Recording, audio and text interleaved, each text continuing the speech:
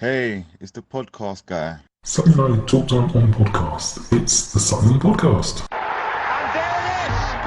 Sutton United of the GM Vauxhall Conference have put out First Division Coventry City, winners of the FA Cup themselves less than 2 years ago. And what a moment to enjoy for the fans of this Surrey side. They've had their moments before, but never one like this. But the whistle goes now. Delight for Sutton United. Sutton United from the National League are through to the last 16 of the FA Cup. No longer English football's perennial non-league club. A 123-year crescendo reaches a new peak for Sutton United, who are promoted to the Football League for the first time.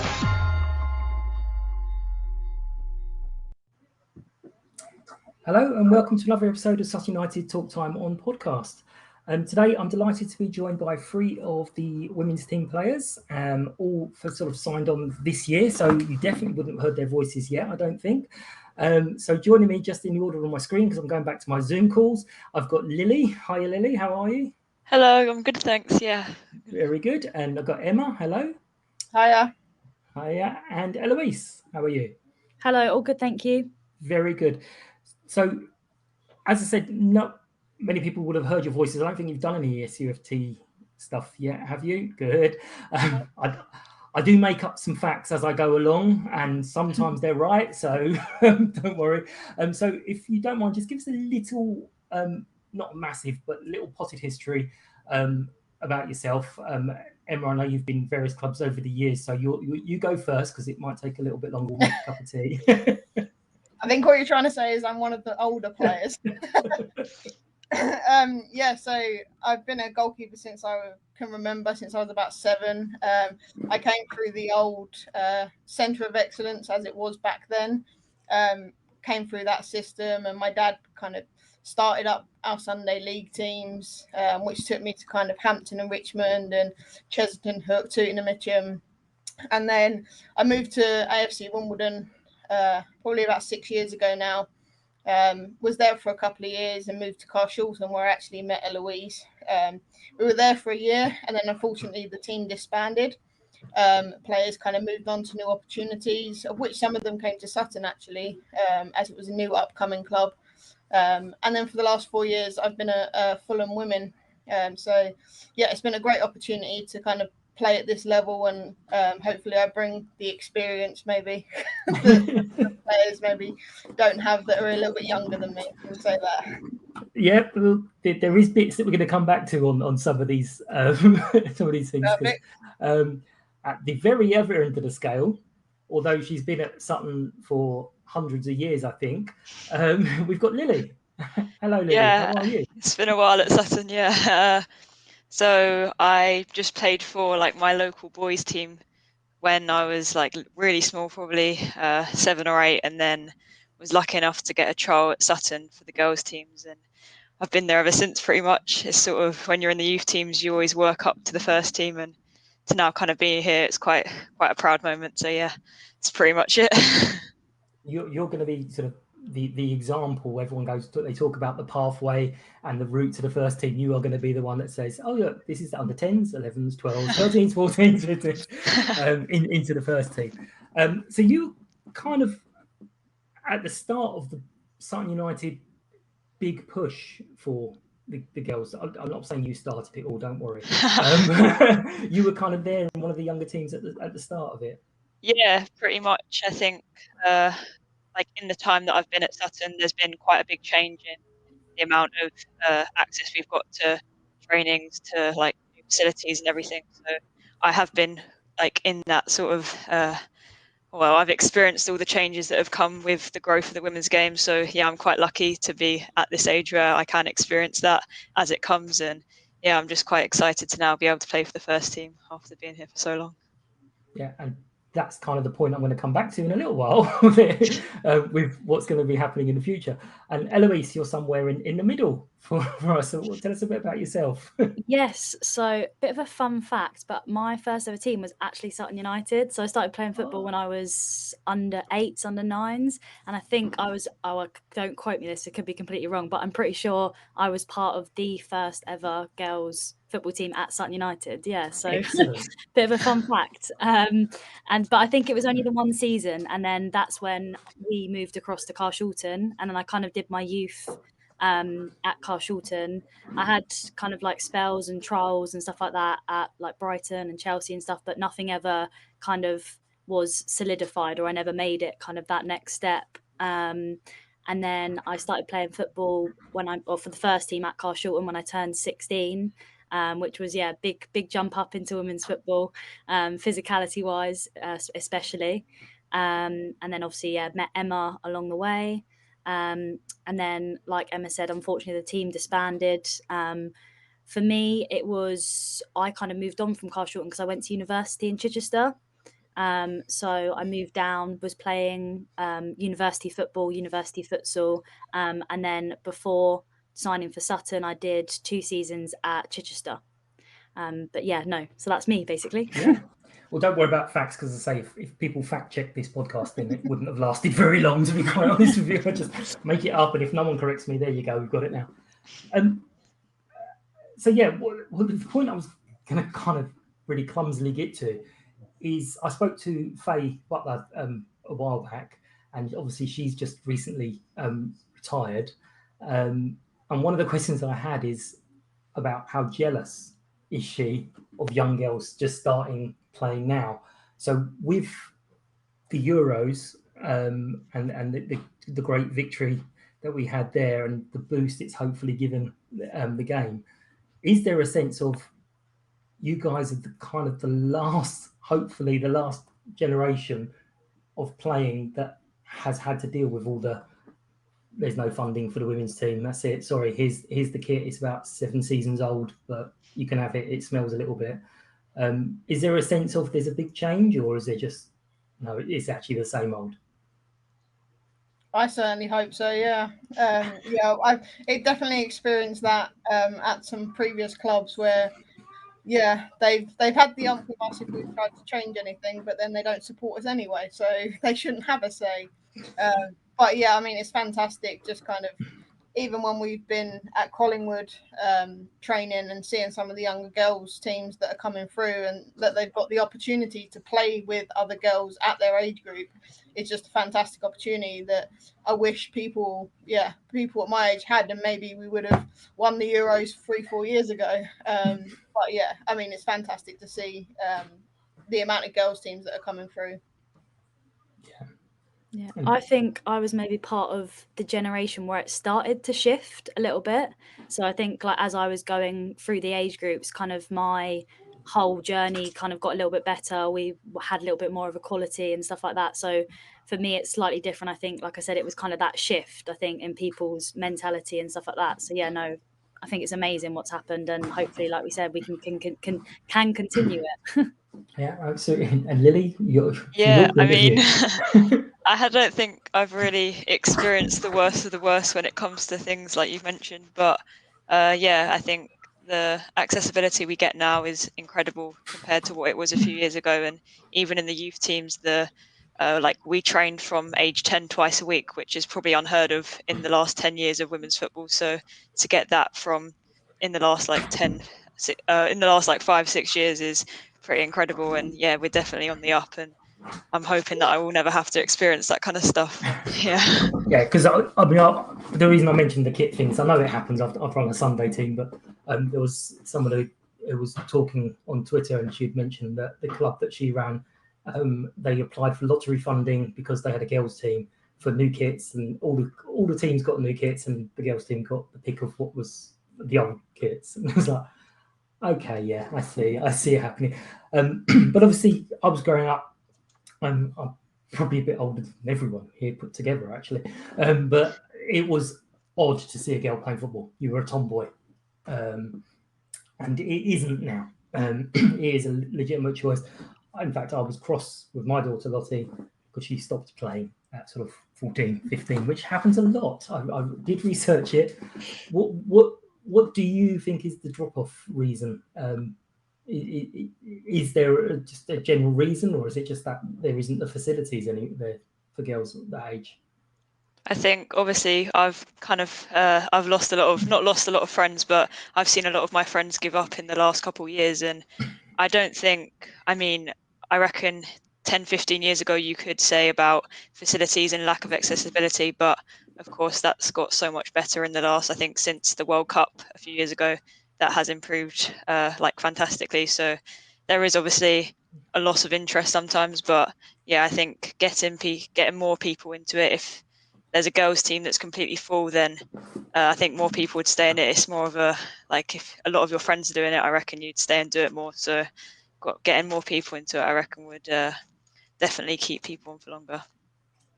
Yeah, and certainly making it more, I used the word competitive, not meaning I know, Eloise, you said it's more physical for the kids' football, but more competitive, that the teams are fairly more evenly matched, because sometimes you see the games and it's like there's one team who's spectacular and they're winning 11-12-0, and it's fun after 1 or 2 games, but not not for a whole season. And look, for you, Emma, it again would have been different. You carried on. There would have been very few of your sort of friends, peer group. Although when you're at the centre of excellence, you'd have had different friends. But all of my friends kind of going through primary school, secondary school, none of them really played football. It was mainly because my parents were running my Sunday teams, and I was quite lucky that from the kind of age of 5, they were helping run the team over the park.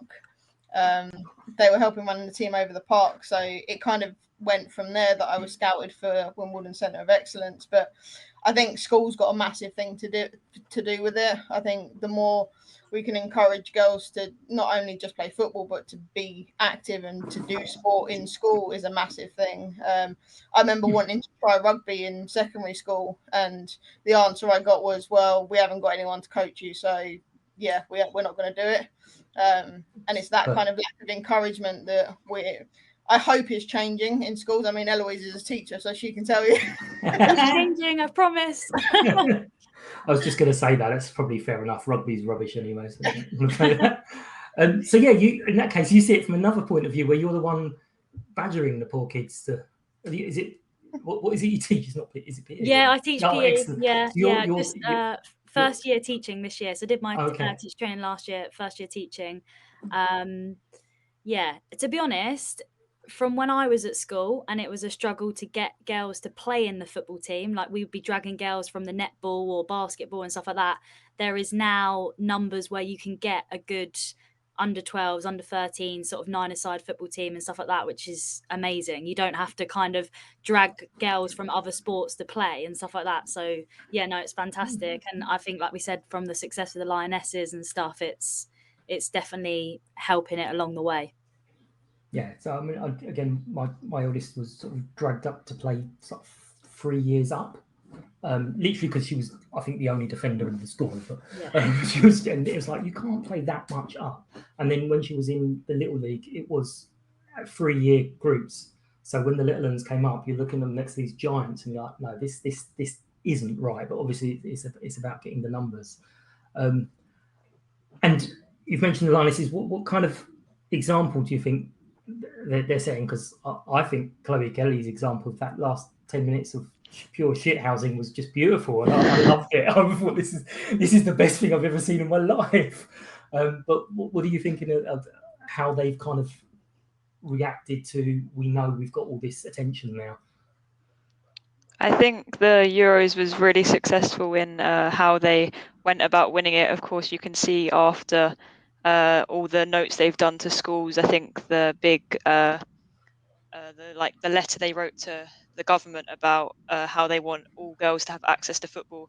They've gone about winning in such a positive way and try to really push for this next step in women's football and try and get the opportunities for all girls, no matter what, all across the country. So I think the whole, even if they hadn't have won, I think it would have still been the same, because the example they set throughout the entire tournament was so amazing. And even without winning, they would have inspired like hundreds of thousands. So yeah, it's just amazing how they could get the result at the end. And of course, Chloe Kelly is a bit of a legend now, isn't she? So I think she'll go down in history of that. Yeah, no, I honestly, I was bouncing on my chair those last few minutes, going, "This is beautiful." And when she clapped the German who sliced the clearance and it went for a throw on, I was like, "Oh, you horrible person! I love you." But yeah, I thought it was fantastic. I was watching the game last night, and I was obviously criticising. I couldn't understand why the manager was doing something, and then I got a look from across the room, and I was like, "Yeah, right, okay, fair enough. Her record's a little bit better than mine. Even if I'm playing on a computer, it's a little bit better than mine." But back to Sutton, the most important part. I feel we've not lost a moment, but unfortunately, there's a load of friendlies cancelled due to it was extremely bad hot weather. And then I think the pitch, the groundsmen were a little bit, no one's going on that pitch. So you had to do a couple of games in Collingwood. And then we were away for a couple of games. So do you feel there's a little moment that we as a club have unfortunately missed, or do you think we can build on this and push and promote and get people in the gate? I think we as a team maybe didn't gel, didn't really connect. I'd say obviously we're kind of new to the team this year, and I'd say there's about a half and half split. And I think because we didn't have that many friendlies, it maybe has taken us a little bit longer to gel as a team. But I think we're getting to that point now. I think everything's starting to click. We're understanding each other as players a lot more, and that's on and off the pitch as well. And off the pitch is just as important as on the pitch. And yeah, I think now that everything's kind of settled a little bit, we've had really tough games to start the season. We've had kind of second and third our first couple of games. It was second, third, and fifth last year, I think, and they've all strength life. I know Fulham have had a big push for this year, and we did run them very close. And Dartford? Dartford. Yeah. Gabs did clear it off the line, and that was my favourite bit wasn't the clearance. I was like, yeah, whatever. It was the turn. It was the spin and turn and be ready. And I was like, ooh. I wouldn't expect anything less from Gabs. Yeah, no, absolutely. Yeah, because she scares me. So I will say that. And then Sunday just gone was a little bit. I think it just didn't start very well, and was on the back foot. But as you say, it's already obviously. The game this Sunday is cancelled, and huge condolences to Danny's family. That was an absolute shocker of what's happened there. But are we training Sunday, or are we?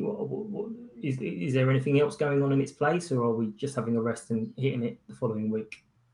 Yeah, so I'm hoping. Yeah, go on. I'll explain. So obviously we're back in Thursday. So Tuesday we did a fitness session and then did an analysis session afterwards, which was super beneficial. And then Thursday we're back in training.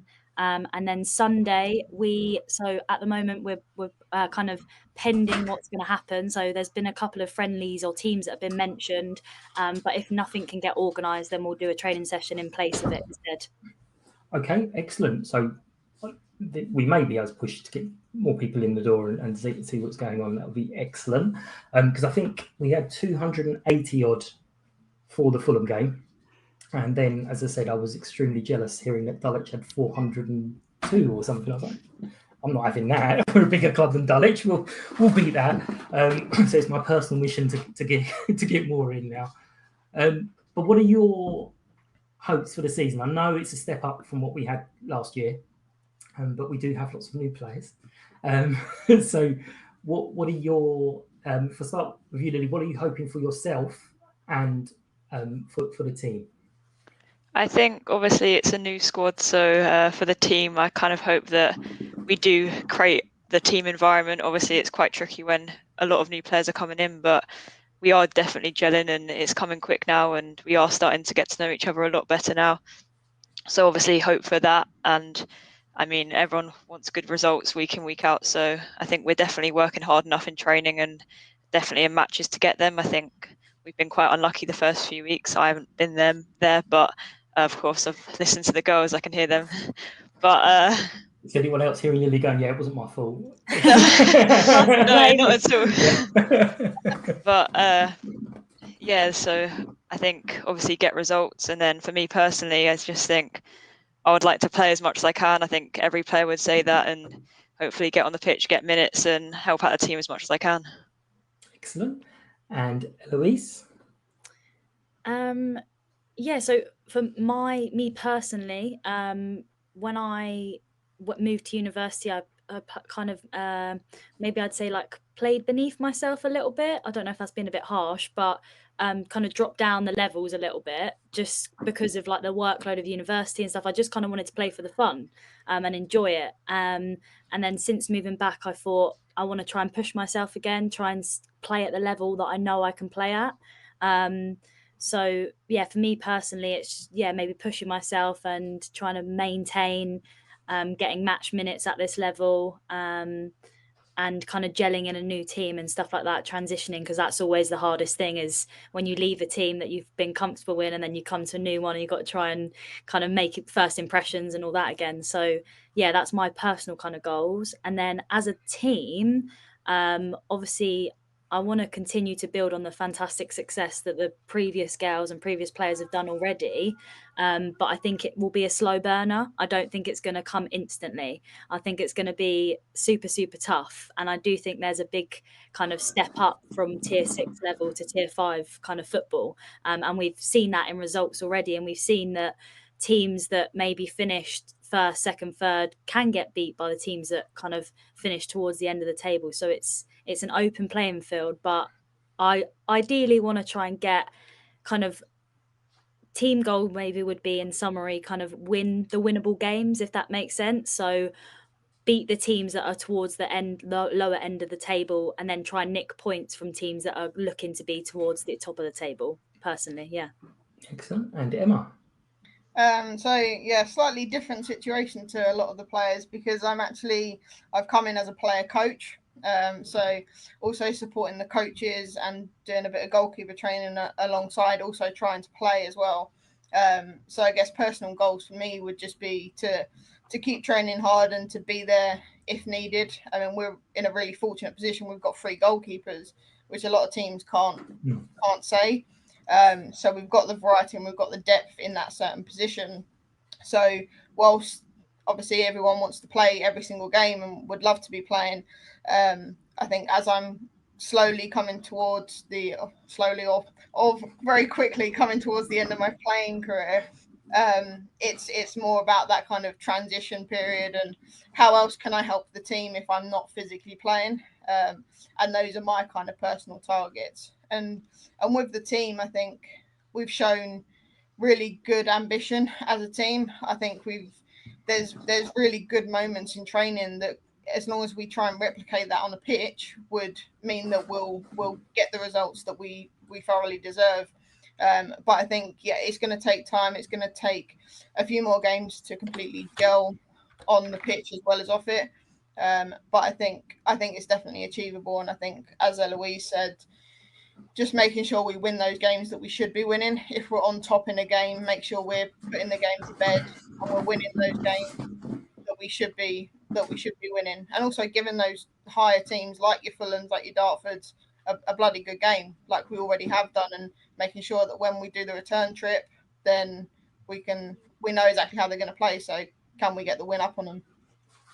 Excellent. Thank you very much. I mean, I have definitely noticed the games I've watched is that little bit higher, and things that we were able to get away with, and I don't mean that in a harsh way, is not going to be so easy. Like, for example, Liv last season could outrun almost anyone, but now she's got defenders keeping up with her, and it's like, whoa, hang on, we need to have a little look and change this. But yeah, it's fantastic, and I would absolutely encourage everyone to go, and I have done many times, and I know I keep banging on about this, but for anyone who goes to watch football and harks back to the old days where we were a proper non-league club, you can still get your pint and walk around the whole pitch and have a look and shout your abuse or support, to any of the players. Thank you all very, very much. I really, really appreciate your time. Emma, I know you've got to shoot off.